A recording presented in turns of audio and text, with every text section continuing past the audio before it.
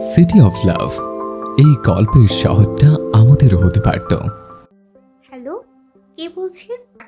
দীর্ঘ জীবন পরে পরিচিত এবং আকাঙ্ক্ষিত কণ্ঠস্বর শুনতে পেয়ে সৌম্যর বুকের ভেতর এক অদ্ভুত বিক্ষিপ্ত অনুভূতির সৃষ্টি হলো। এই নাম্বার জোগাড় করতে গিয়ে কতটা কাঠখড় পোহাতে হয়েছে শুধু সৌম্যই তা উপলব্ধি করতে পারে। কিন্তু এত বছর ধরে ভেবে গুছিয়ে রাখা কথাগুলো কেমন যেন এলোমেলো হয়ে গেল। বুকে যেন কেউ ড্রাম পেটাচ্ছে। কি নামে ভূষিত করা যায় ঠিক এই অনুভূতিকে?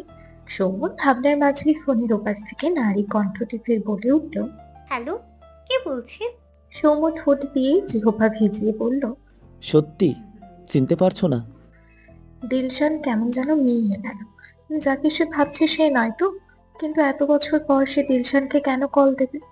এখন স্ত্রী সন্তান নিয়ে মনোরম সংসারে ব্যস্ত থাকার কথা। দিলশানকে নিয়ে পড়ে থাকার সময় কই তার? মিনিট খানেক এইসব ভেবে দিলশান বলল। না, আপনি কে? ঠিক করে বলুন তো।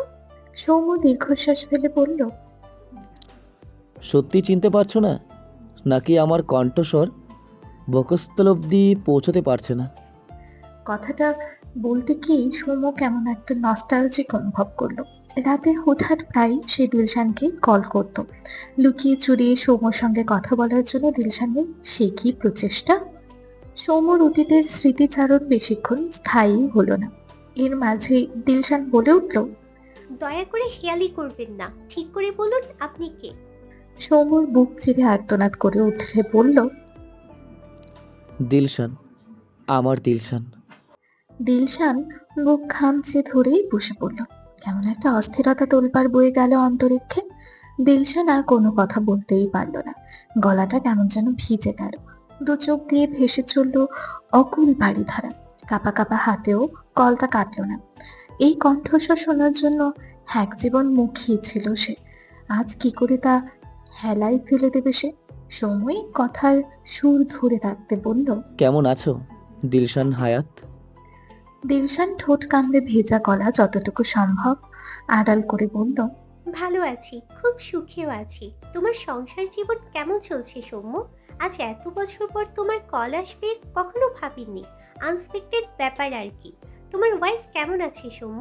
ভাবিকে নিয়ে ঘুরে যাও একদিন। সৌম্য ছলো ছলো চোখে বলল। আমি ভালো নেই দিলশান। যদি তোমার মতো স্বার্থপর হতে পারতাম তাহলে হয়তো খুব সুখে থাকতাম। একটা সংসার থাকতো, স্ত্রী সন্তান থাকতো।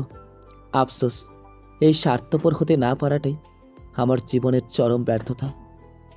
দিলশান অনুভব করলো তার বুকে ঝড় বয়ে যাচ্ছে। এই ঝড়ের ক্ষয়ক্ষতি কালবৈশাখী ঝড়ের চেয়েও ভয়াবহ। পরিস্থিতি স্বাভাবিক করতে দিলশানই বলল। এখনো বিয়ে করনি সৌম্য? জীবনের সবকিছুরই নির্দিষ্ট একটা সময় আছে। এখনো সময় আছে, তুমি নিজেকে গুছিয়ে নাও। আমার বিয়ে হয়ে গেছে, স্বামী সংসারে ভালোই আছি। তুমি কেন এখনো অতীতে পড়ে আছো বলো তো? নিজেকে নিয়ে একটু ভাবো।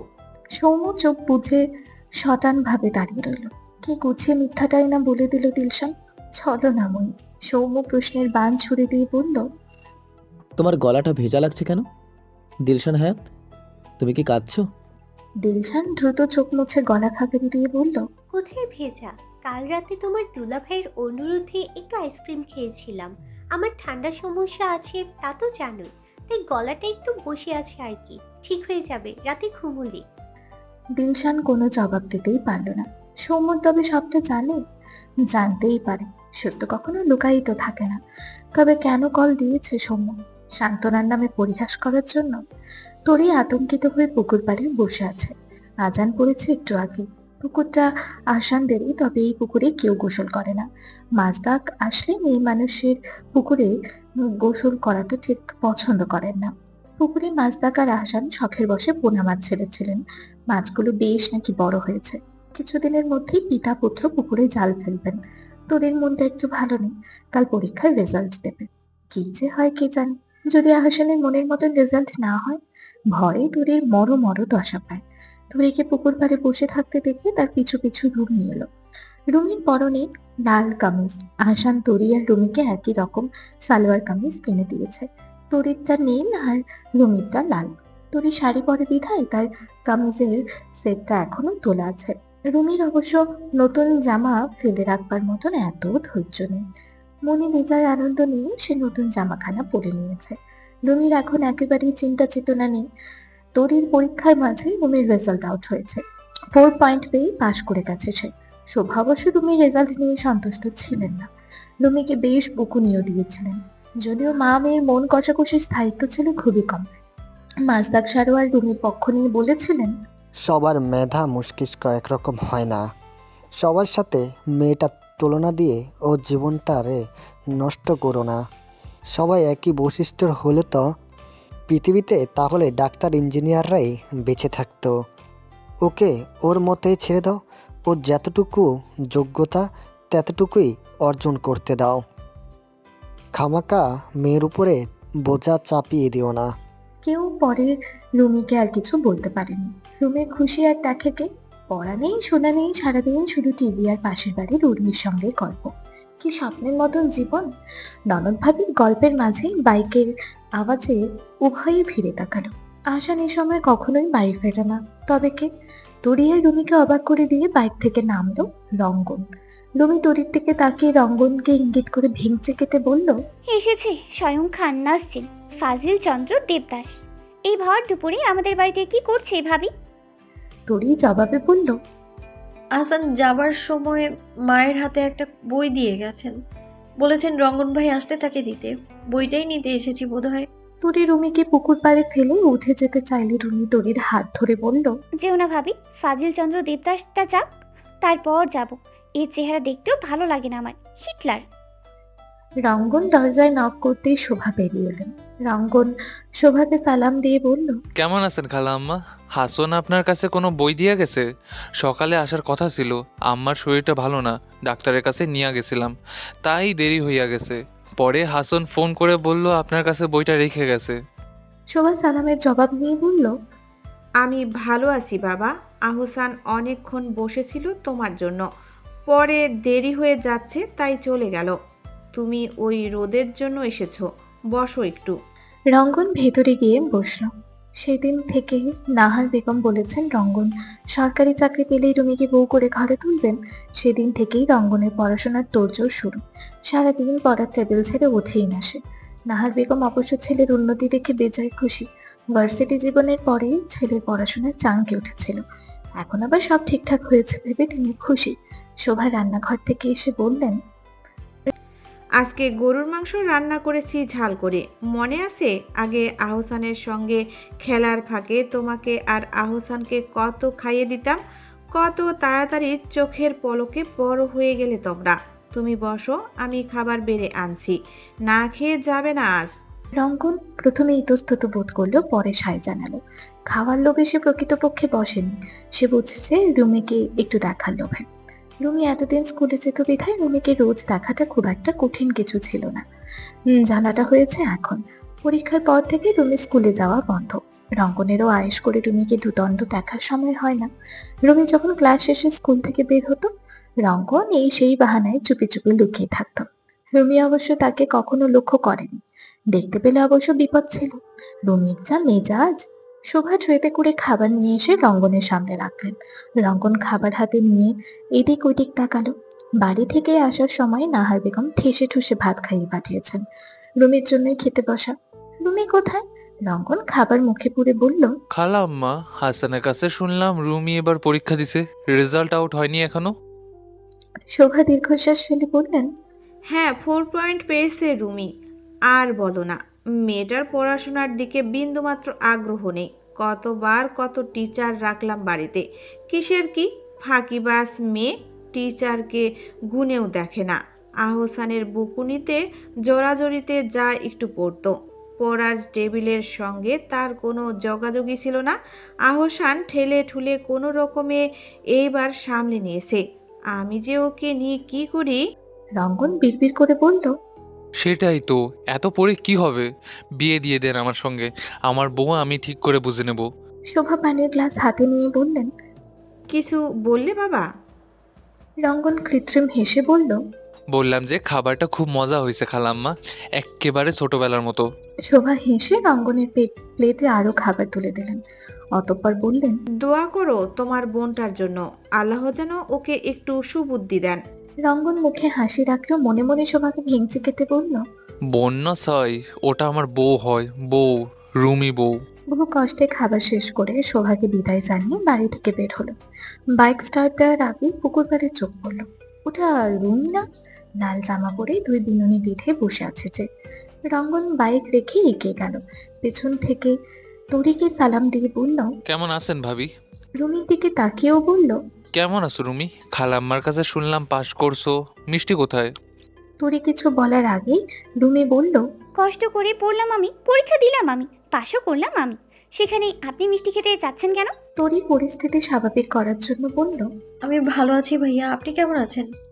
রঙ্গন হেসে জানালো সেও ভালো আছে। তরির সঙ্গে কথা বলার ফাঁকে কৌশল করে আর চোখে বারবার রুমিকে দেখল। মেয়েটা কেন যে তাকে দেখলেই মুখটা ভোঁতা করে রাখে? একটু ঠোঁট এলিয়ে মিষ্টি হাসলেও তো পারে।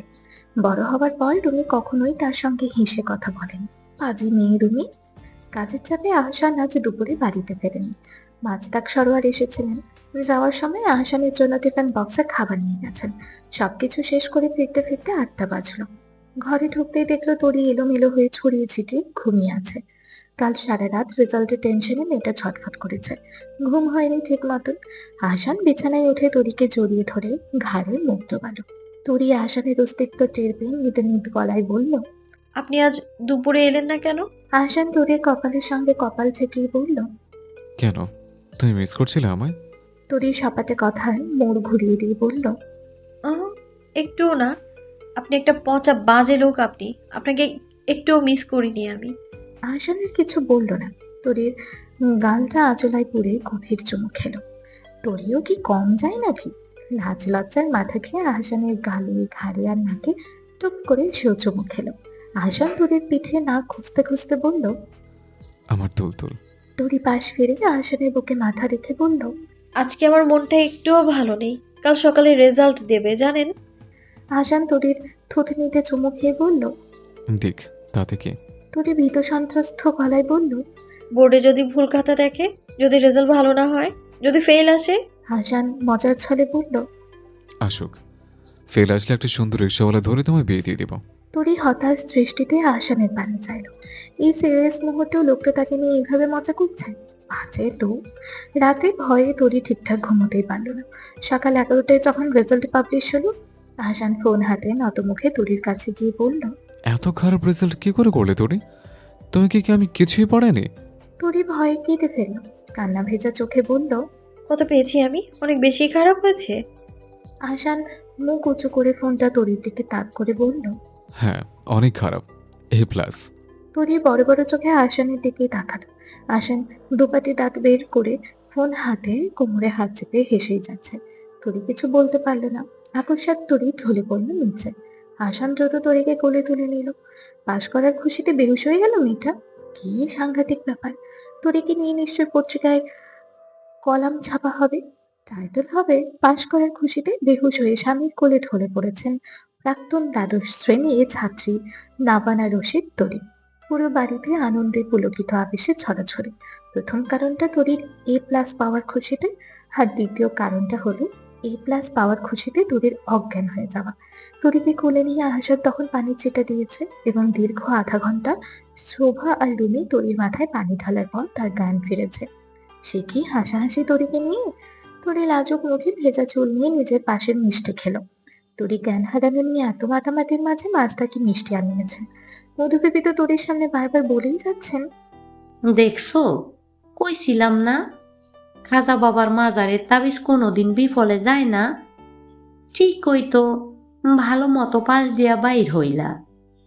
আজকে একবার যাইও আমার সঙ্গে, মানতের মোমবাতি মাজারে দিয়ে আসুম। মধুবেবের কথা শুনে আহসান পাশ ফিরে মুখে হাত দিয়ে হেসে ফেল। ইস, তাবিজের লেখাটা যদি একবার মধুবেবীকে পড়ে শোনাতে পারত। সেদিন সকালে আর আহসান কাজে গেল না। দুপুরের খাবার খেয়ে একেবারে কাজে গেল। মাস্তাক অবশ্য মিষ্টি মুখ করে কাজে চলে গেছেন। আহসানের কাঁধে খুশির আনন্দে আলসেমি ভর করেছে। কি যে হলো তার! তরিকে ফেলে কাজে যেতে ইচ্ছেই হলো না। দুপুরে খেয়ে নিজেকে বেশ ঠেলে ঠেলেই অফিসে গেল সে। আজ শোভা তরির খুশিতে পোলাও আর রোস্ট রান্না করেছে। তোরির সবচেয়ে পছন্দ খাবার পোলাও রোস্ট বলে এই আয়োজন। তবে দুঃখের বিষয়, এত পছন্দের খাবার হওয়া সত্ত্বেও তোরি খেতেই পারলো না।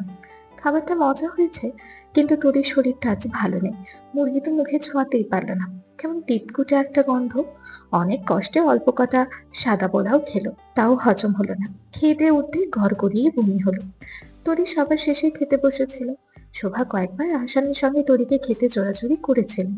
তরি শরীরের খারাপের অজুহাত দিয়ে পরে খাবো বলে এড়িয়ে গিয়েছিল।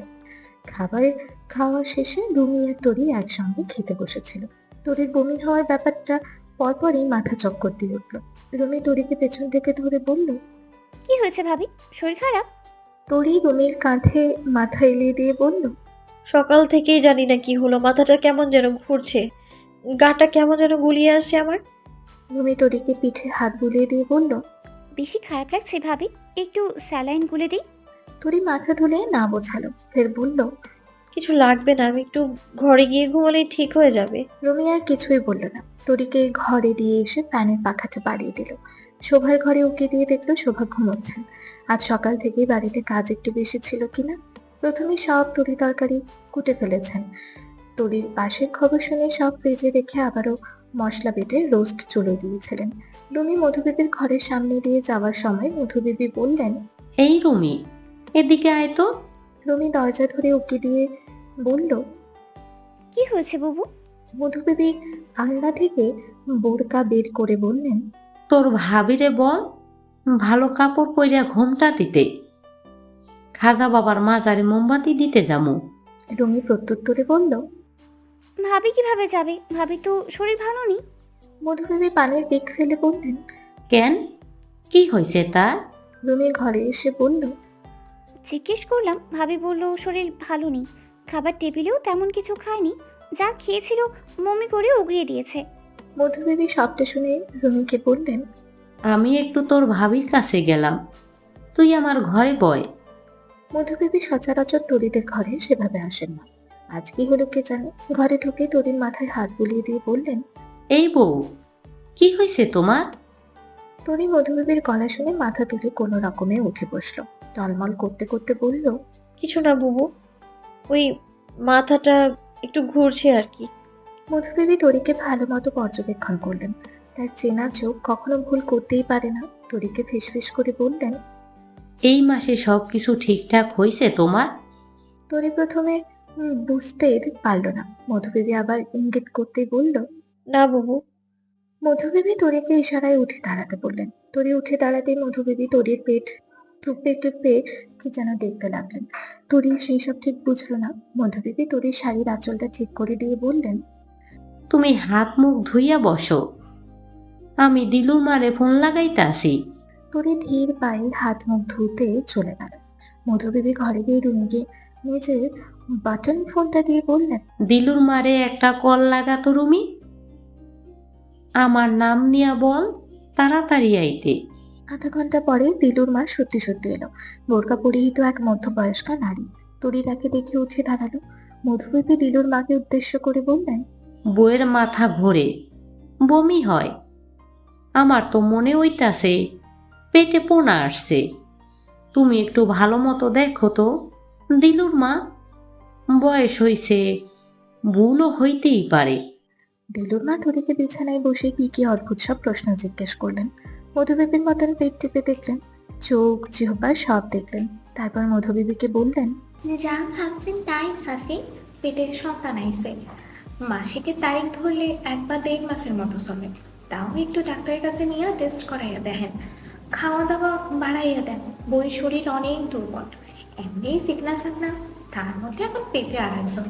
খেয়াল রাখেন চাষি, আমি আসি। তরি সবটা শুনে বিস্মিত। খালাম্মা এটা কি বললো? আহাসান বারবার করে বলে দিয়েছিল এখন যেন সন্তানের কথা তরি মাথায় না আনে। পিলগুলো তো ঠিকঠাক নিয়েছিল। বাবুটা কিভাবে এলো পেটে? বাবুটার জন্য কি আজকাল এত খারাপ লাগে? শুধু বমি পায় আর দুর্বল লাগে?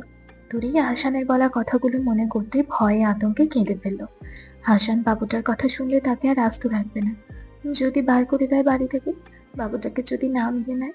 তরি বালিশে মুখ গুজে ঠোঁটে আঁচল গুজে কাঁদতে লাগলো। মধুবিবি তরির কান্না দেখে হতবিহ্বল হয়ে বললেন, এই বউ, কি হয়েছে তোমার? শরীরটা বেশি খারাপ লাগতাছে? এমনি কান্তাছো কেন? এক গ্লাস ঠান্ডা লেবুর শরবত কইরা দেই? তরি মধুবেবীর শাড়ির আঁচল চেপে ধরে বলল, বুবু, উনি আমাকে বাড়ি থেকে বের করে দেবেন। উনি এখন বাবু চান না। উনি বলেছিলেন বাবুর কথা যেন এখন একেবারে মাথায় না আনি। উনি যেই ওষুধগুলো খেতে বলেছিলেন আমি তো এইগুলো খেতাম। বাবুটা কিভাবে চলে এলো? উনি জানতে পারলে আমায় ছেড়ে দেবেন। আমি সত্যি বলছি বুবু, আমি বাবুটাকে আনিনি। বাবুটা কি করে এলো আমি জানি না। কি করবো এখন আমি? ওষুধ খেয়ে নষ্ট করে দেবো বুবু? তরিদের কয়েকবারই পরে আনিস চাচাদের বাড়ি। আনিস চাচার দুটো বাবু। প্রথম বউ হঠাৎ স্ট্রোক করে মারা যাওয়ায় দ্বিতীয় বিয়ে করেছিলেন। বিয়ের সময় নতুন চাচিকে শর্ত দিয়েছিলেন কোনোদিন সে বাবু নিতে পারবে না, কিন্তু বিয়ের 8 মাস পরে কিভাবে যেন নতুন চাচির পেটে একটা বাবু চলে আসে। আনিস চাচা বাবুটার কথা শুনে এলাকায় সালিশ বসিয়েছিল। মুরব্বীদের সামনে বেলি চাচিকে বলেছিল যে বাচ্চাটা রাখলে চাচিকে সে তালাক দেবে। সংসার হারানোর ভয়ে পরে বেলি চাচি বাবুটা ওষুধ খেয়ে নষ্ট করে দিয়েছিল। আশান এখন যদি সত্যি সত্যি তরির নামে সালিশ বসায়, ভয়ে তরির মুখ লাল হয়ে গেল। মধুবেবী তরির অবস্থা দেখে বললেন, সিসি, কি কই সব বউ? পেটের পহেলা প্রথম বাচ্চা, আল্লাহর রহমত এমনি নষ্ট করতে চাও? শোনো, বাচ্চাটা আল্লাহ তোমারে রহমত হিসেবে দিছে। আমার হাসানেরে আমি ভালা কইরাই চিনি। বাড়ি ফিরলে শান্ত হইয়া তারে বুঝাইয়া বললে সে বুঝবো। আর যত যাই হোক, ভুলো ওইসব উল্টাপাল্টা ওষুধ খাইবা না। আল্লাহর মাল আল্লাহ বুঝবো। বেটা মানুষ ওই রকম অনেক কথাই কয়, সব কথা ধরতে নাই। হুদাই কাইন্দা শরীর খারাপ কইর না। যার কথা শুই না কান্তাছ, পরে দেখবা সন্তানের খুশিতে সেই ফালাইতাছে। মধুবেবী উঠে গিয়ে তরির জন্য লেবুর শরবত বানালেন। তরি ঝাপসা চোখে গ্লাস হাতে নিয়ে বসে রইল। বাবুটা তাকে কি মুসিবতে ফেললো? তরি পেটে হাত রেখে বলল, তোমার বাবা তোমায় চায় না বাবু। তুমি কেন আসলে? এখন যদি আমাকে উনি বের করে দেয়, আমার নামে সালিশ বসালে আমি কি করবো এখন? তুমি কথা শোনো না কেন বাবু? তরি ঘর ছেড়ে সেদিন বেরোলই না। কোথায় পাশ করেছে আনন্দ করার দিন, বাবুটা তাকে কি বিপদে ফেললো? আশার আগে লুকিয়ে পড়তে হবে। মধুবেবী আশানকে সব বলে দিলে সর্বনাশ হয়ে যাবে। আশান যদি তাকে মারে। আশান রাতে হেলতে দুলতে ক্লান্ত শরীরে বাড়ি ফিরল। বাড়িতে ঢুকতেই মধুবেবী তাকে ডেকে পাঠালেন। আশান গামছা দিয়ে কপালের ঘাম মুছে মধুবেবীর ঘরে গিয়ে বসল। মধুবেবী রুমিকে ইশারা দিয়ে ঘর থেকে বের হয়ে যেতে বললেন। রুমি তাই করল। রুমি চলে যেতেই মধুবেবী আশানকে বললেন, তোমার বউ তো কাইন্দা কাইটা ভাসাইয়া ফেলতাছে। আশান হতভম্ব হয়ে বলল, কেন, পাশের খুশিতে? মেয়েটার কি হলো? খুশিতে বেহুশ হয়ে যাচ্ছে, আবার খুশিতে কেঁদে বুক ভাসাচ্ছে। মধুবেবী পানির খিলি বানাতে বানাতে বললেন, কি হইছে জানবা কেমনে? তুমি হইলা ব্যস্ত মানুষ, বইয়ের খবর রাখার সময় তোমার আছে? আশান ভ্রুকুচকে বলল। কি হয়েছে বাবু তরির? মধুবেবী পানির খিলি মুখে পুরে বললেন, কি হইছে শুনতে চাও? তার পেটে তোমার সন্তান আসছে, 1.5 মাসের সন্তান। সকালে সেই কারণেই বেহুশ হইছে, দুপুরেও বমি কইরা সব উগলাইয়া দিছে। তুমি বউটার দিকে একটুও খেয়াল রাখো না। সন্তানের কথা শুনে আশান চমকে উঠল। বুকের ভেতর কেমন যেন একটা অনুভূতির সৃষ্টি হলো। কাঁপা কাঁপা গলায় বলল, তরি বলেছে তোমাকে এসব? মধুবেবী কপট রাগ দেখিয়ে বললেন, তার বলতে হইব কেন? আমার চোখ নাই? দিলুর মারে ডাক দিয়া পাঠাইছিলাম, সেও দেখে একই কথা বলছে। আশানের শীত দ্বারা খারাপ হয়ে গেল। সন্তান আসছে তার, আবার ভয় হয়। তরির অপোক্ত শরীর এত ধকল সইতে পারবে তো? বাচ্চাটার জন্য তরির যদি ক্ষতি হয়। আশানকে নীরব থাকতে দেখে মধুবেবী বললেন, শোনো ভাই, সন্তান হইল আল্লাহর তরফ থেকে আশা নিয়ামত। তুমি তারে বলছো তুমি এখন সন্তান চাও না। তোমার ভয়ে সে আমারে বলতেছে ওষুধ খাইয়া বাচ্চা নষ্ট কইরা ফেলবো। বাচ্চাটার দোষ কি? সন্তানের কথা শুই না, তার সঙ্গে রাগারাগি কইরো না। আল্লাহ খুশি হইয়া দিছে, মাইনা নেও। বাচ্চায় যখন আব্বা কইয়া ডাকবো, তখন দেখবা কলজা কেমনে ঠান্ডা হইয়া যায়। আশান মুখে কিছুই বলল না। তরির ওপরে মনে মনে প্রচন্ড ক্ষিপ্ত হলো। না হয় কথার ছলে তরিকে সে বলেছিল যে এখন তার বাচ্চা চায় না, ইচ্ছে ছিল তরির পড়াশোনা একটা স্টেবল পর্যায়ে এলে সন্তান নেওয়ার। কিন্তু এখন যখন বাচ্চাটা চলেই এসেছে, তাকে ওষুধ খেয়ে নষ্ট করবার মতন ভয়ানক কথা কি করে মুখে তুললো তরি? যতই হোক সন্তানটা তার। তরি সন্তানটাকে এইভাবে হেলায় হারিয়ে দিতে কেন চাইছে? বাচ্চাটার শরীরে আসানের রক্ত বলছে, সেটা কি ভুলে গেছে তরি? আসান শান্ত স্বরে বলল, বুবু, আমি এখন সন্তান চাইনি, সেটা সত্য। তরির বয়স কম, অপরিপক্ক শরীর। চেয়েছিলাম তরির পড়াশোনা একটা স্টেবল পর্যায়ে এলে সন্তান নেব। সন্তান এসছে, তা নিয়ে আমার কোনো আপত্তি নেই। কিন্তু তরির ওপরের প্রচণ্ড মেজাজ খারাপ লাগছে। কে বুঝতে কে বুঝেছে কে জানে। নিজের সন্তান নিয়ে ওসব কেউ ভাবে? মধুবিবি আহসানের পিঠে হাত বুলিয়ে দিয়ে বলল, বুঝে নাই হয়তো, থাক, তারে বকাঝকা কইরো না, একটু খেয়াল রাখো। শরীরটা অনেক দুর্বল, এখন তো আরো একলা না, পেটে আর একজন আছে। আহসানকে মধুবিবির ঘর থেকে বের হতে দেখে তরি বুক খামচে ধরল। সর্বনাশ, বুবু সব বলে দিয়েছে আহসানকে, কি হবে এখন? ভয়ে তরি দরজার সামনেই দাঁড়িয়ে রইল। আহসান ঘরে ঢুকতেই নিচে বসে আহসানের পা জড়িয়ে ধরে বলল, বিশ্বাস করুন, আমার ভুল হয়ে গেছে। বাবুটা কিভাবে এলো আমি জানি না। আপনি পিলগুলো দিয়েছিলেন না, ওগুলো আমি নিয়ম করে সত্যি খেয়েছিলাম। আপনি না চাইলে ওষুধ খেয়ে বাবুটাকে নষ্ট করে দেব, তাও আপনি আমার ছেড়ে দেবেন না প্লিজ। আপনি যা বলবেন আমি তাই করব। আমাকে দরকার হলে বাড়ি পাঠিয়ে দিন, তাও আমাকে তালাক দেবেন না। আহসান দীর্ঘশ্বাস ফেলে তরিকে টেনে উপরে তুলল। কাঁদতে কাঁদতে তরির হেঁচকি উঠে গেছে। তরির গালে হাত রেখে বলল, তুমি আমাকে এতটা খারাপ ভাবো তরি? একটা সন্তান বাবা মায়ের ভুল হয় কখনো? এই সন্তানটা তোমার প্রতি আমার ভালোবাসার প্রতীক, আর তুমি ওকে নষ্ট করতে চাইছো? তরি কোনো জবাব দিতে পারল না। আহসান তরিকে বিছানায় বসে বুকে টেনে নিল, কপালে চুমু দিয়ে বলল, এখন থেকে রেয়ালি করবে না। রোজ 1 গ্লাস করে দুধ আর 2টো ডিম খাবে। ভারী কাজ করার দরকার নেই। এখন কিন্তু আর একা নাও, বাবাটার একটু খেয়াল রাখতে হবে তো নাকি? তরি আহসানের বুক থেকে মাথা উঁচু করে বলল, আপনি আমার উপরে রেগে নেই তো? আমি কিন্তু ইচ্ছে করে। আহসান তরিকে বাকিটুকু শেষ করার আগেই থামিয়ে দিয়ে বলল, ওসব থাক, বাবু নিচে থেকে আসতে চেয়েছে তাই এসেছে। ওসব নিয়ে এত ভেবে কাজ নেই। যে বলেছি মনোযোগ দিয়ে শুনবে। শরীরের কি হাল দেখেছ? নিজের আর বাবুর দুজনের খেয়াল রাখবে। তরিকে সবকিছু বুঝিয়ে দিয়ে আহসান যেই না তরির পেটে হাত রাখলো, তরির শ্বশুরিতে খিলখিল করে হেসে উঠল। আহসান পেটে হাত রাখা অবস্থাতেই বলল, বাবুর আম্মু হাসছে কেন? তরি খিলখিল করে হাসতে হাসতে বলল, বাবুর বাবা বাবুর আম্মুকে বকেনি তাই। সকালে আহসান তরিকে নিয়ে ডক্টরের কাছে গেল। তরিকে বেশ কিছু টেস্ট আর আলট্রা করতে দেওয়া হলো। ডক্টর খাওয়া দাওয়ার একটা চার্ট দিয়ে দিলেন। সেই থেকে তরির উপরে অত্যাচার শুরু হলো। সকালে নাস্তায় আহসান তাকে ঠেসে ঠুসে জোর করে খাওয়ায়। দুপুর থেকে শোভা একটার পর একটা তরির জন্য তৈরি করতেই থাকেন। রাতের কথা মনে করলে তরির আরো ভয় হয়। বাবু আসার পর থেকে রীতিমতো তাকে খাওয়া দাওয়া নিয়ে কি যে ঝামেলায় পড়তে হচ্ছে, কিছুই মুখে রুচে না। মধুবিবি বাজার থেকে শুকনো বড়ই আর তেঁতুল কিনে তরির জন্য আচার করেছেন। তরি এতে বেজায় খুশি। আজকাল তার আরো বেশি বেশি টক খেতে ইচ্ছে হয়। মধুবিবিও আজকাল খুব ব্যস্ত। দিন রাত এক করে বাবুর জন্য কাঁথা সেলাই করেন। মিরাজ প্রথম কলেজ যাওয়ার দিন সকাল থেকে উল্লাস আর উৎফুল্লতায় অস্ত নেই। কলেজে ড্রেস পরে মাস্তাকের হাত ধরে প্রথমবারের মতন কলেজে গেল সে। আহসান আজকে প্রথম কলেজ যাওয়ার উপলক্ষে রুমিকে 100 টাকার 2টো নোট দিয়েছে। সেগুলো দিয়ে আজকে ভেলপুরি ফুচকা আর ঝালমুড়ি খাবে সে। কলেজে যাওয়ার পথে ফাইল নিয়ে হেঁটে বলা রঙ্গনের সঙ্গে দেখা হলো তার। রঙ্গন লক্ষ্য করলো সাদা ধপধপে কলেজ ড্রেস পরিয়ে তো বেগুনি বাঁধা একটা মেয়ে মাস্তাকের হাত ধরে হেঁটে যাচ্ছে। রুমির কথা মাথায় আসতেই রঙ্গন দ্রুত হেঁটে গিয়ে মাস্তাককে সালাম দিয়ে বলল, কেমন আছেন খালুজান? মাস্তাক হেসে সালামের জবাব নিয়ে বললেন, ভালো বাবা, এত তৈরি হয়ে ফাইল নিয়ে কোথায় যাচ্ছ? রঙ্গন চুলে হাত বুলিয়ে ফাইলটা শক্ত করে ধরে বলল, দোয়া করবেন চাচা, চাকরির পরীক্ষা দিতে যাচ্ছি। চাকরিটা হলে আপনার মেয়েকে বিয়ে করে নিয়ে চলে যাব।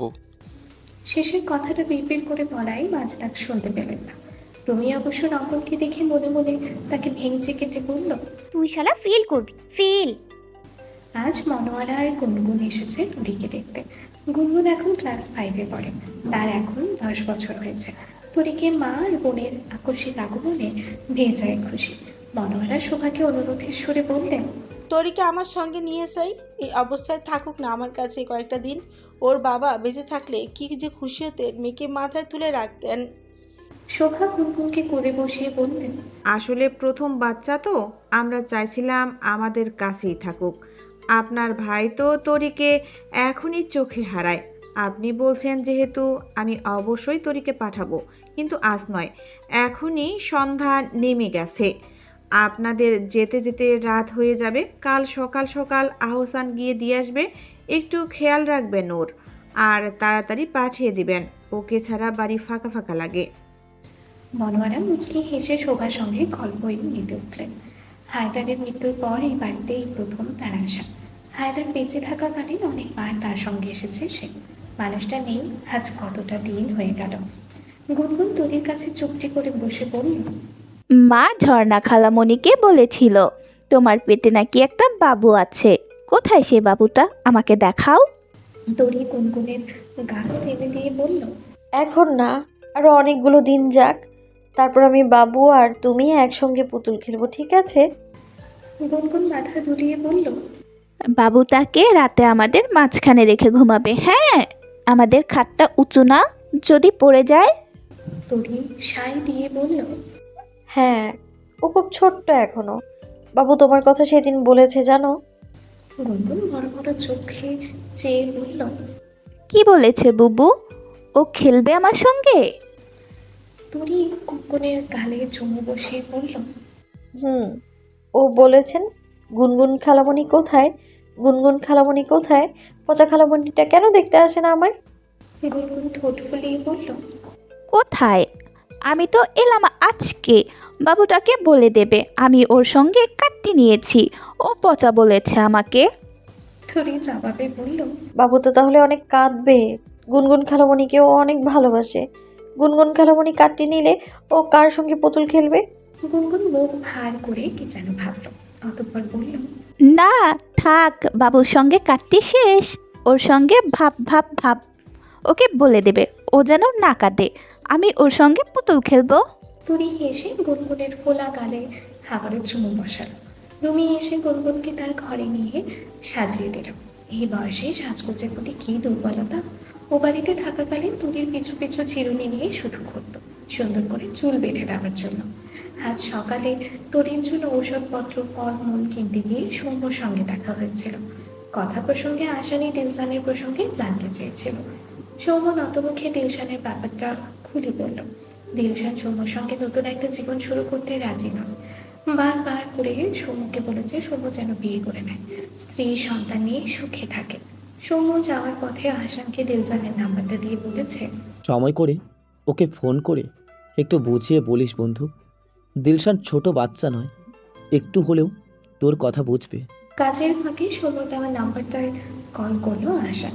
দুবার রিং হলো। তৃতীয়বারের বেলায় দিলশান কলটা ধরে বলল, হ্যালো, কে বলছেন? আহসান শান্ত গলায় বলল, আহসান, পলাশনগর বিশ্ববিদ্যালয়ে তোমার ব্যাচমেট বলছে। দিলশান বিস্মিত হয়ে বলল, আরে আহসান, কেমন আছো আহসান? কত বছর পর তোমার সঙ্গে কথা। পুষ্পিতার কাছে শুনেছিলাম বিয়ে করেছো। তোমার ওয়াইফ কেমন আছে? আহসান তপ্ত শ্বাস ফেলে বলল, আমি আমার ওয়াইফ দুজনে ভালো আছে। তুমি কেমন আছো দিলশান?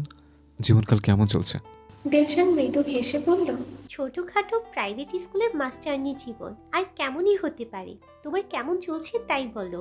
আহসান হেলান দিয়ে বসে বলল, কিছুদিনের মধ্যেই প্রাইমারি স্কুলে জয়েনিং। বাবা হচ্ছে, দোয়া করো দিলশান। দিলশান আফসোসের স্বরে বলল, তুমি কি সুন্দর নিজের জীবনটাকে সাজিয়ে নিয়েছো আহসান।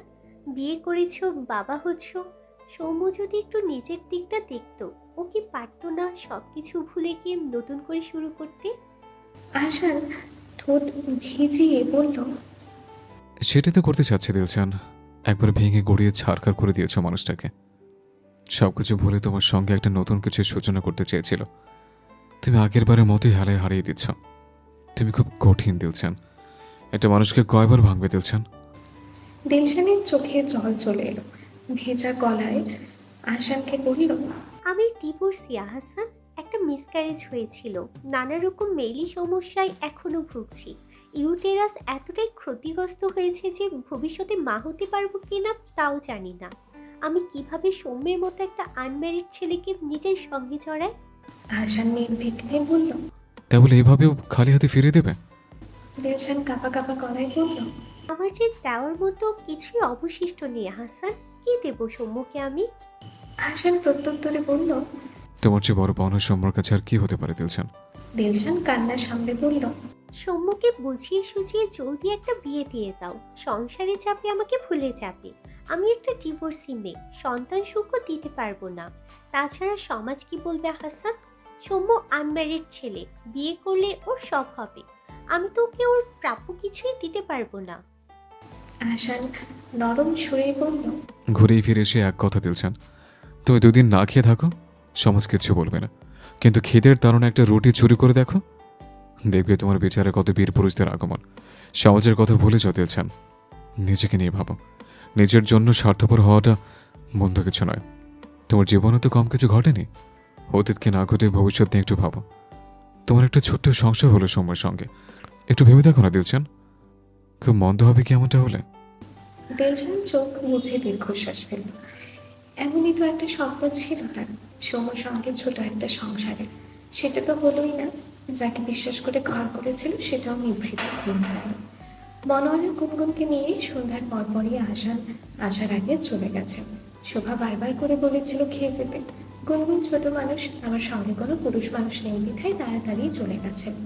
আহসান মনোয়ারার আসার কথা শুনে দ্রুতই বাড়ি ফিরল, তবুও তাদের দেখা পেল না। মনোয়ারা ততক্ষণে বেরিয়ে গেছে। আহসান ঘরে ফিরলে এখন আর সঙ্গে সঙ্গে তোদের কাছে তাকে যেতে দেয় না মধুদেবে। আহসান সন্ধ্যার পরপরই বাড়ি ফেরে। আচ্ছা, আহসানের পিছু ধরে খারাপ জিনিস না তোদের কাছে যায় সেই ভয়ে আহসানকে চুলোর কাছে নিয়ে হাত গরম করে সোডা কারাত পরিয়ে গায়ে ফু দিয়ে তারপর তোদের কাছে পাঠান। আহসান প্রথম প্রথম বিরক্ত হলেও এখন আর কিছু করে না।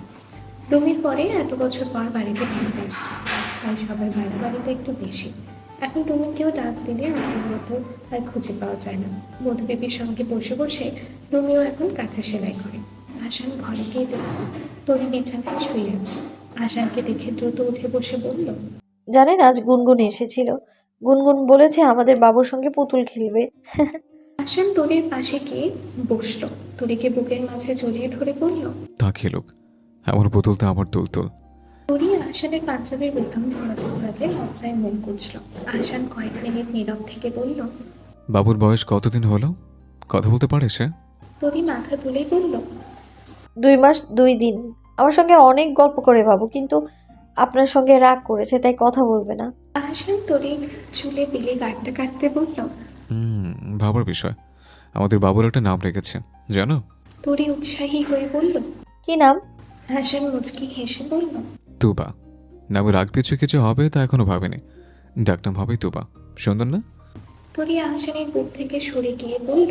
কিসের তুবা? এটা তো মেয়েদের নাম। আমার তো আপনার মতো একটা ছেলে বাবু চাই। আহসান তরিকে ফের বুকে টেনে নিয়ে বলল। আমাদের মেয়ে বাবুই হবে, তুলতুলের মতো অভিমানী কাতুন একটা মেয়ে বাবু। তুমি আমার তুবার আম্মু। তরি ভ্রু কুচকে বসে রইল। এই লোক সবসময় বেশি বোঝে। বাবুটা তার সঙ্গে সারাদিন কথা বলে, সে বুঝে জানে না বাবু ছেলে নাকি মেয়ে। তরির তো একটা ছেলে বাবু চায়। আহসানের মতন ঠোঁট টিপে মুচকি হাসা ছেলে বাবু। খাওয়া দাওয়া শেষ করে ঘরে এসে আহসান বিছানায় তরিকে জড়িয়ে ধরে বলল। কালকে নাকি তোমার নানু বাড়ি যাচ্ছেন তুবার আম্মু, কয়দিন থাকবেন? তরি উৎফুল্ল হয়ে বলল। মা বলেছে কমপক্ষে 1 মাস যেন থাকি, অনেকদিন পর যাচ্ছি তো। আহসান মৃদু চিৎকার করে বলল। 1 মাস? তরি আহসানের আপত্তি আছে বুঝতে পেরে বলল। আচ্ছা 15 দিন থাকবো তাহলে। আহসান নিরাশ হয়ে ঠোঁট ফুলিয়ে বলল। 15 দিন? আমার তোমাকে আর বাবুকে ছাড়া ঘুম আসবে বলো তুলতুল? আমার দিকটা একটু বিবেচনা করা দরকার। 15 দিন অনেক বেশি দিন, আমি তোমাদের ছাড়া থাকতে পারবো না। তরি কয়েক লহমা ভেবে ভেবে বলল। আচ্ছা 1 সপ্তাহ থাকবো। আপনি কিন্তু আর রাগ করতে পারবেন না। বাবু বলেছে বাবু নানার বাড়ি ঘুরতে চায়, আমার কি দোষ এতে? আহসানের আপত্তি করল না। কথা মতো তরিকে ঠিকই পরদিন সকালে বাড়িতে রেখে এলো আহসান। মনোয়ারা মেয়েকে দেখে ভেবেছিলেন কমপক্ষে 1 মাস তো কাছে রাখবেনি। আহসানের কাছে তরির থাকার মেয়াদ 1 সপ্তাহ শুনে মনটা খারাপ হলো। কিন্তু কিসের 1 সপ্তাহ? দিনে 30 বার করে তরি মনোয়ারার ফোন থেকে আহসানকে কল করে। রাতে ঘুমোতে গিয়েও বাদ নেই। ফিসফিস করে মাঝরাতে অবধি আসানের সঙ্গে গল্প করে। সেই শক্তি না থাকতে পেরে 4 দিনের দিনই তরিকে বাড়ি নিয়ে গেল আহসান। মনোয়ারা এসব কীর্তিকলাপ দেখে বেজায় হাসলেন। বিয়ের কথা শুনে যে মেয়ের সঙ্গে সঙ্গে নাকচ করে দিয়েছিল, বিয়ের দিনও মুখ গোমড়া করে বসেছিল, সে আজ বরকে ছাড়া 1 সপ্তাহ থাকতে পারছে না। কি ভয়ঙ্কর সুন্দর ব্যাপার স্যাপার! এই জীবনে মরে গিয়েও শান্তি এক জায়গায়। তরিকে তিনি ভুল কারো হাতে তুলে দেননি। সারা জীবন যেন এইভাবেই সুখে থাকে মেয়েটা। সকালে আজ পুকুরে জাল ফেলা হয়েছে। বড় বড় সাইজের মাছ উঠেছে, রুই মাছ, বোয়াল মাছ সহ আরো ছোট ছোট সাইজের কি কি মাছ যেন। ওগুলোর নাম অবশ্য তরি জানে না। তরি আর রুমি পুকুরের সামনে গিয়ে দাঁড়ালো। সবুজ জালে ধরা মাছগুলো খুব লাফালাফি করছে। দুপুরে এখান থেকে কিছু মাছ রান্না করা হবে। মধুবিবি অবশ্য তরিকে বলছেন, এই তুমি কিন্তু পুকুরের বোয়াল মাছ উঠলে সেটা খাইবা না। বাচ্চার মাথা বোয়াল মাছের মতো ভস্কান্যা হইব। তরি তা শুনে মাথা দুলিয়ে সায় দিয়েছিল। সহসাই বড় একটা রুই মাছ ধরা পড়লো জানে। মাছ তাকে জাল টেনে ধরে আহসানকে দেখাতে লাগলেন। তরিও পুকুরের আরো কয়েক সিঁড়ি নেমে মাছটা দেখল, কিন্তু তখনই ঘটল অঘটন। ভেজা সিঁড়িতে পা পিছলে নিচে পড়ে গেল। রুমি তরিকে কোনো রকম টেনে তুলল। মধুবিবি চিৎকার করে দৌড়ে এসে বললেন, হায় হায়, কি সর্বনাশ! তুমি এই পুকুরের সামনে আসছো কেন? ব্যথা পাইছো? পেটে ব্যথা করতাছে? তরি কিছু বলার আগে আশা ছুটে এলো, তরিকে ধরে বলল। একটু সাবধানে চলবে না? পেটে লাগেনি তো? তরি পেট ধরে বলল, আমি ঠিক আছি। মধুবিবি তরিকে আর পুকুরের সামনে দাঁড়িয়ে থাকতে দিলেন না। তরিকে নিয়ে ভেতরে চলে গেলেন। শোভাও তরির পড়ে যাওয়ার কথা শুনে তরিকে খুব বকাঝকা করলো। মাছ ঘরে তোলার পরপরই কাটাকুটির সময় কোথা থেকে যেন রঙ্গন এলো। হাতে তার বড়সড় একটা বাটি। রুমিকে সামনে পেয়ে বাটিটা রুমির হাতে তুলে দিয়ে বলল, আমার আম্মা পায়েস রান্না করেছে, হাসানের জন্য পাঠিয়েছে। হাসান বাড়িতে নেই। রুমি বাটিটা হাতে নিয়ে বিড়বিড় করে বলল, মাছ ঘর তুলতে না তুলতেই মেজ ভূত হাজির। খান্নাস চিন কোথাকার। কিন্তু রঙ্গনের সামনে সরাসরি সেসব বলা যায়? শুধু ছোট করে প্রশ্নের জবাব দিয়ে বলল, আছে, দাঁড়ান ডেকে দিচ্ছি। আহসান পায়েস দেখে খুশি হলো। নাহার বেগমের হাতে পায়েস তার খুব পছন্দ। ওই বেলায় আর রঙ্গনকে যেতে দিল না। পুকুরের মাঝে সালুন দিয়ে ভাত খেয়ে 2 বন্ধু বেরিয়ে গেল। বাইক করে রঙ্গনকে বাড়ির সামনে নামিয়ে দিয়ে আহসানও কাজে চলে গেল। মধুবিবি তরিকে খেতে ডাকতে এসে ফের বললেন, রুই মাছ আর পোনা মাছটা খাইবা তুমি। বোয়াল মাছের বাটিতে হাত দিবা না। বাচ্চা হওয়ার পর মন ভইরা বোয়াল মাছ খাইও। তরি বিছানা থেকে উঠতেই পারল না। একেবারে মিনমিনের স্বরে বলল, বুবু আমি পরে খাবো। মধুবিবি দরজার সামনে দাঁড়িয়ে প্রশ্ন করলেন, এইসব কথাবার্তা এখন বাদ দাও। পেটেরটার কথা ভাইবা হইল, সময় মতো খাওন লাগবো। খাবার খাইয়া ওষুধ খাইয়া একেবারে শুইও। তরি পেটে হাত দিয়ে হঠাৎ গোঙানি দিয়ে উঠল। পেটটা কেমন চাপ দিয়ে আছে, মনে হচ্ছে নাড়ি ভরেই ছেড়ে ঘুরে যাবে। মধুবিবি তরির গোঙানির আওয়াজ পেয়ে তরির মাথার কাছে এসে দাঁড়ালেন। ভয়ার্থ গলায় বললেন, কি হয়েছে তোমার? শরীর খারাপ লাগতাছে? তরি পেট চেপে ধরে চিৎকার করে বলল, পেটে অনেক ব্যথা হচ্ছে, মনে হচ্ছে সবকিছু বের হয়ে আসবে। আল্লাহ বাঁচাও। মধুবিবি তরির পেটে হাত দিয়ে দেখলেন পেটে চাপ ধরে কেমন শক্ত হয়ে আছে। মধুবিবি চিৎকার করে বললেন, আহসানের মা, তাড়াতাড়ি এদিকে আসো। মধুবিবির গলা শুনে শোভা তাড়াতাড়ি তরিদের ঘরে এলেন। তরির অবস্থা দেখে বললেন, কি হয়েছে আম্মা ওর? মধুবিবি তরির মাথা বুলিয়ে দিতে দিতে আতঙ্কিত কণ্ঠে বললেন, পেটে ব্যথা, পেটও কেমন চাপ দেয়া শক্ত হইয়া গেছে। পুকুর পাড়ে পইরা গেছিল, পেটে টান লাগছে মনে হয়। আল্লাহর নাম নাও আহসানের মা, বাচ্চাটার যেন কিছু না হয়। আল্লাহ আল্লাহ করো। শোভা কিছু না বুঝতে পেরে তরিকে বললেন, একটু উঠে দাঁড়াও তো মা, সোজা হয়ে উঠে দাঁড়াও। তরি বিছানা থেকে উঠতেই শোভা আঁতকে উঠলেন। বিছানার চাদরটা রক্তে ভিজে গেছে। তরির দুপায়ের মধ্যখান হতে চিকন রক্তের স্রোত বেয়ে চলেছে। পরনের শাড়িটা পেছনের অংশ পুরো রক্তে ভিজে চকচক করছে। তরি রক্ত দেখে ভয়ে জ্ঞান হারিয়ে ফেলল। মধুবিবি তরির হাতে পায়ে তেল মালিশ করতে লাগলেন। শোভা মাথায় পানি ঢালতে লাগলেন। তীব্র পেট কামড়ানোর অনুভূতি নিয়ে তরি চোখ খুলল। শরীরে তার এক রক্তি জল নেই। আচমকা তোরে খিচুন উঠল, পেট চেপে ধরে মিহি গলায় এসে বলল, আমি মরে গেলাম, আল্লাহ পেটে খুব ব্যথা হচ্ছে। শোভা দৌড়ে গিয়ে আহসানকে কল দিল। আহসান তখন মাল নামাচ্ছিল। এক হাতে ফোনটা রিসিভ করতে শোভা বলল, বাবা জলদি বাড়ি আয়, তোরই যেন কেমন করছে, অনেক রক্ত বের হচ্ছে, তুই তাড়াতাড়ি আয়। আহসান সব কিছু পেলে বাইক নিয়ে একটানে বাড়ি ফিরল। হন্তদন্ত হয়ে বাড়ি ফিরে দেখল তোরে অবচেতন হয়ে বিছানায় পড়ে আছে। শারীরিক দুর্বলতায় জ্ঞান হারিয়েছে আবারও। মেঝেতে বিছানায় তরল রক্তের ছড়াছড়ি। আহসানের মাথাটা কেমন যেন খালি হয়ে গেল। কোনো রকমে তোরিকে কোলে তুলে রিক্সা থেকে হসপিটালে নিয়ে ছুটল তাকে। আহসানের সঙ্গে গেল শোভা। মধুবিবিও যেতে চেয়েছিলেন। রুমি বাড়িতে একা বলেই রুমিকে ফেলে যেতে পারলেন না। রুমি ভয়ে আতঙ্কে মিলিয়ে গেছে। এরকম পরিস্থিতি চোখের সামনে আগে কখনো দেখেনি সে। তরিকে কোলে তোলা অবস্থায় আহসানের হাত রক্তে ভেজে গেল। রক্তপাত এখনো বন্ধ হয়নি। কি হলো হঠাৎ? এমার্জেন্সি গাইনি চিকিৎসকের কাছে তরিকে নিয়ে যাওয়া হলো। তরির তখনও জ্ঞান ফেরেনি। মহিলা চিকিৎসক তরির সবকিছু চেক আপ করে আহসানকে বললেন, আপনার স্ত্রীর বেবিটা মিসক্যারেজ হয়েছে, পেটে আঘাত পাওয়ার এমনটা হয়েছে বলে ধারণা করছি। পেটে সবকিছু এখনো ক্লিয়ার হয়নি। অপারেশন যদিও লাগবে না, কিছু ওষুধ লিখে দিচ্ছি, সেগুলো 3 দিন খাওয়ালেই এর মধ্যে সবকিছু ক্লিয়ার হয়ে বেরিয়ে যাবে। আহসান টলমলে চোখে সবটা শুনল। শোভাও নিরুত্তর। যে সন্তানকে ছোঁয়ার জন্য সকলে মুখিয়েছিল, সে পৃথিবীতে আসার আগেই সকলকে ফাঁকি দিয়ে চলে গেল। আহসান আর স্থির হয়ে দাঁড়াতে পারল না। এত সব মানসিক বিপর্যয় সহ্য করবার মতন ক্ষমতার মান নেই। চোখ ভর্তি পানি নিয়ে সে ঢলে পড়ল হঠাৎ। পুরুষ মানুষের এত নরম হলে চলে কি?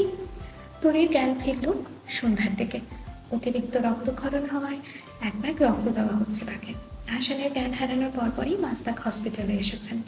রক্তের ডোনার তিনিই জোগাড় করেছেন। আহসান কেবিনের সামনে বারবার পায়চারি করছে, তোরই জ্ঞান ফিরেছে কিনা, কেন এখন? তখনই শোভা এসে আহসানকে বললেন, তোরির জ্ঞান ফিরেছে? আহসান যেন বুকে প্রাণ ফিরে পেল। তোরের গালে লোপাধারে চুমু খেয়ে বলল, শরীর কেমন লাগছে তোমার আম্মু? ভালো লাগছে একটু? পানি খাবে? মনের ভুলে সন্তানের নাম নিতেই আহসানের বুক খামচে ধরল। সন্তানটা যে পৃথিবীতে নেই, এই কথা কিভাবে মুখ ফুটে তোরিকে বলবে সে? দুর্বলতায় তোরের মুখ দিয়ে গুলি ফুটছে না। নিম্নে সুরে শুধু কোনো রকম এসে বলল, বাবুটা ঠিক আছে বাবুর বাবা? আহসান সেই প্রশ্নের কোনো জবাব দিল না। তোরে মাথা ঠেলে বসার চেষ্টা করলো, কিন্তু পারল না। কোমরের হাড়গুলো যেন গুঁড়ো হয়ে আসছে। পেটেও কেমন চিনচিনে ব্যথা, তবে আগের থেকে একটু কম। তোদের রক্তের ব্যাগ শেষ হলো রাত 8:30টায়। এই কতগুলো ঘন্টায় তোদের সহস্রবার বাবুটার কথা জিজ্ঞাসা করেছে। আহসান কিংবা শোভা চোখের পানি আড়াল করে সবটা এড়িয়ে গেছে। তরিকে নিয়ে বাইরে ফিরতে আহসান তরিকে ধরে ধরে ভেতরে নিয়ে গেল। মধুদেবী দরজার সামনে থেকে বারবার জিজ্ঞেস করতে লাগলেন, বাচ্চারা ঠিক আছে? সব কিছু ঠিকঠাক আছে তো? শোভা মাথা নিচু করে ভেজা চোখে তাকাতেই মধুদেবী সবটা বুঝে গেলেন। অতি শোকে ভুলভাল বলতে লাগলেন। পরের সামনে গিয়ে চিৎকার করে বললেন, শান্তি হয়েছে তোমার এবার? বাচ্চাটারে খাইয়া শান্তি হয়েছে? বারবার কইরা বলছি, এই কয়টা মাস লাফালাফি ফালাফালি কইরো না, শুনলা না? এখন যা মন চায় তা করো, বাচ্চাটারে তো খাইয়া ছাড়লা। তোরি এসব শুনে হতভম্ব হয়ে দাঁড়িয়ে রইল। এসব কি শুনলো সে? তোবা আর নেই, তোরা চলে গেছে। তোরি ঘোরাতে ঘোরাতে ভেতরে গিয়ে দরজায় দৌড় দিল। চিৎকার করে মেঝেতে গড়াগড়ি করে কাঁদতে লাগলো।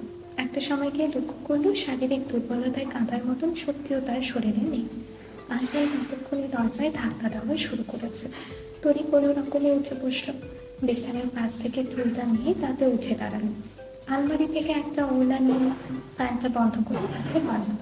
এত কিছু শরীরের মতন শক্তি তাই নেই, এর যে মরে যাওয়া ঢের বেশি ভালো। টুলটায় দাঁড়িয়ে গলায় ফাঁস দেওয়ার মতো অন্তিম মুহূর্তে দরজা ভেঙে আহসান ঘরে ঢুকলো। ভেতরের দৃশ্যপট দেখে কিছু বুঝতে আর বাকি নেই তার। শোভা আর আহসান দৌড়ে গিয়ে তরুকে সেখান থেকে নামালো।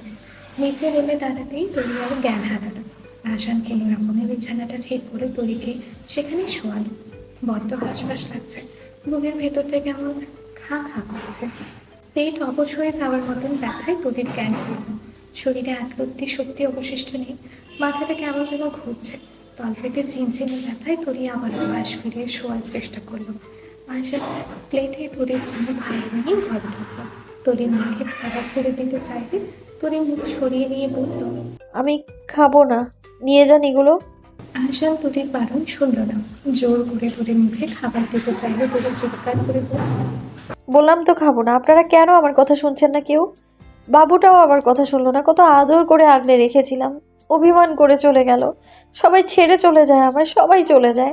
আমি কি করেছি আহসান?